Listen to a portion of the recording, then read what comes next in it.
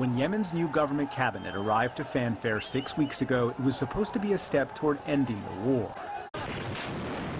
Instead, a Houthi rocket hit the tarmac. There was chaos and smoke. Parts of the airport were pulverized. For 6 years, the Saudi-led campaign tried to unseat the Iranian-backed Houthis from the capital, Sana'a. It failed. The Houthis are currently attacking the internationally recognized government's final northern stronghold. And last month, the Houthis hit another airport in Saudi Arabia and ripped a hole in a civilian airplane. But the campaign and Houthi intransigents have succeeded in transforming the Arab world's poorest country into a humanitarian catastrophe. The UN warns Yemen is in imminent danger of the worst famine in decades. And this year, 2 million children under 5 will suffer from acute malnutrition. Last month, the Trump administration labeled the Houthis a global terrorist organization to try and cut off their funding and weapons, in part supplied by Iran, over the objection of humanitarians, including World Food Program Director David Beasley. It literally is going to be a death sentence to hundreds of thousands, if not millions. It needs to be reevaluated, and quite frankly, it needs to be reversed. Today, the Biden administration officially made that reversal. Tim Lenderking is the new envoy to Yemen. Ending this war through a lasting political solution is the only means to durably end the humanitarian crisis. Lenderking is leading a new push for diplomacy. Last week, he visited Saudi capital Riyadh with UN Special Envoy Martin Griffiths, and Griffiths visited Tehran. But diplomacy has been tried before. A 2018 deal largely fell apart. And today, Yemen is even more splintered, and both sides have more than enough weapons and incentive to keep fighting. The Biden administration is trying to put pressure on Saudi Arabia. It froze the sale of arms that the kingdom uses in Yemen, and it ended the targeting assistance that the U.S. military argued improved Saudi precision. During the campaign, President Biden warned Saudi Arabia that as president, he would hold them accountable. We were going to, in fact, make them pay the price and make them, in fact, the pariah that they are. But today, the administration pledged to help protect Saudi Arabia from Houthi attacks. We're not going to allow Saudi Arabia to be target practice, so Saudi Arabia needs to have the ability to defend itself. And for more on this, we are joined by Tim Lenderking, the new U.S. Special Envoy for Yemen. Tim Lenderking, welcome to the NewsHour. Secretary Blinken said today that Houthi attacks are not the actions of a group that claims to want peace. How can you negotiate a settlement if one of the sides does not want peace? I think certainly we see the Houthis in a pretty aggressive stance right now. If you look at just even the last couple of days, there are cross-border attacks on Saudi Arabia. And the offensive that they are apparently launching on Marib, which is a key Yemeni government town in northern Yemen, and also has oil platforms, that's been fairly aggressive. There are movements on both of these fronts. I think we're going to have to test the proposition. They have sent messages indicating that they are prepared to do the heavy lifting for peace. Certainly what we're seeing in the last couple of days doesn't augur well. Have the Houthis sent any messages to the United States privately, and does it matter if their public messaging are these ongoing attacks? We have multiple ways of receiving messages from different organizations and multiple ways of sending messages to organizations. And in the Yemen context, we do want to keep the various channels open. They're going to be very important to us going forward. Have the Houthis sent private messages? As I say, they have ways of getting messages to us, and so we have taken those, and we will do our best to work constructively with those messages and with the various groups in Yemen who are supportive of a peace process.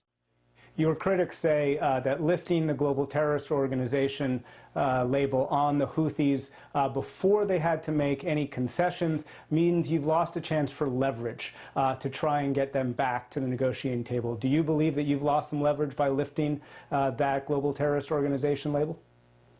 I don't, in the end, think so. I think there was a decision, a realization by the new administration that the FTO designation was really a mixed bag. That on the one hand, it memorialized certain activities of the Houthis that were terrorist in nature, their attacks on civilian infrastructure, their kidnapping of U.S. citizens, their close relationship with the IRGC, but the new administration asked, well, what does that give us in terms of benefit to the political process and benefit to other aspects of Yemen? And there was a quick realization that it's a net negative on the humanitarian space, and that if we're going to make improvements in the humanitarian sphere, bearing in mind that Yemen is the world's greatest humanitarian disaster at this moment, we can't stress that system any further. So that is, I think, a key factor in why the administration decided to undo this designation. It doesn't remove every sanction on some of the Houthi leaders.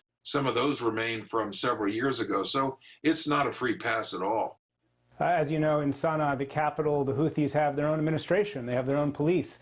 They levy taxes. And, of course, they continue to launch attacks both in Yemen and across the border in Saudi Arabia. You've put pressure on Saudi Arabia with some recent moves. What pressure on the Houthis is there to make any concessions?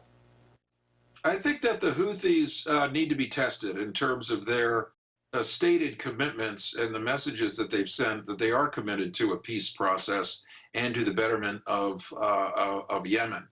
And I think there are international actors here that we're going to be leaning on and looking toward, who have influence over the Houthis, to see what they can do as well. This is not something the United States can do alone. It's going to require very close coordination with the UN envoy, Martin Griffiths, with the Saudis, and with the neighboring countries as well.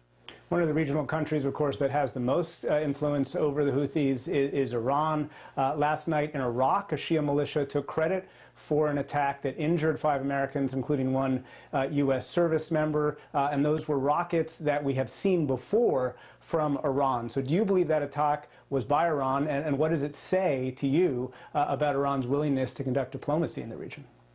You know, certainly when we look at Iran's behavior in the region, it's highly problematic and in many cases and antithetical to the peace efforts that much of the rest of the world is trying to engender. So whether you look at Iraq or Syria or other places where Iran uses proxy forces, and let it be known to the Iranians that if they want to do something positive for the region, Yemen is not a bad place for them to start. And that involves their relationship with the Houthis and the arming, the trading, the training and the abetting of the Houthis that they do. So it would be an excellent way for Iran to show goodwill by working in this diplomatic space that I've described to bring about the kind of better result in Yemen that we're all seeking. During the campaign, as we saw in the story, President Biden referred to Saudi Arabia as a pariah and vowed to hold the kingdom accountable for the death of Jamal Khashoggi, who, of course, died in Saudi Arabia's consulate in Istanbul. How will the Biden administration hold Saudi Arabia and Mohammed bin Salman, the crown prince, responsible for Jamal Khashoggi's death? Well, my writ at this point really focuses on Yemen. And in the Yemen conflict, you need Saudi Arabia. And they'll have to play a leading role. After all, this is their backyard. This is the Gulf region's backyard.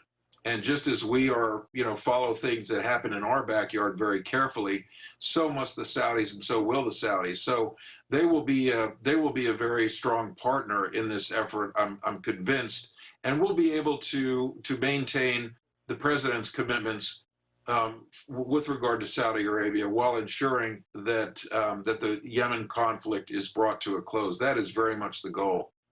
Tim Lenderking, Special Envoy for Yemen, thank you very much. Thank you.